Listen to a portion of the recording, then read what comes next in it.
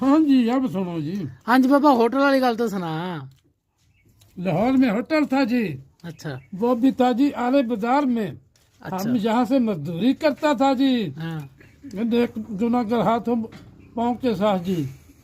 वो सुबह का नाश्ता देता था, वो 1-2 परोठे देता था। हम कहते थे नहीं जी इनके साथ हमारा बनता कुछ नहीं, हम तो 10 खाएगा या 20 खाएगा। मैंने ठीक है जी खाओ जी। अंडा भी मैं कहना बिच चने में डालने चाहिए, 1-2 अंडा जरूर।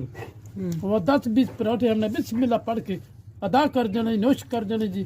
10-20 परोठे खा जाने हाँ जी एक टाइम दे खंगड़ भी ना देना नाश्ते च। नाश्ते च। अच्छा। अल्लाह दे हुक्म ना है। चलो 20 ना तो 10-15 तो इंशाल्लाह पक्के सी। पक्के सी जी। अच्छा फिर होया की? बड़ा की सी ਤੁਸੀਂ ਨੈਟ ਤੇ ਚੜਾਉਂਦੇ नहीं नहीं नहीं नहीं ਕਸਮ ਖਾਦੇ ਕਰਦੇ ਜੀ। ओहो नेट ते नहीं चढ़ाਉਂਦਾ। ਚਲੋ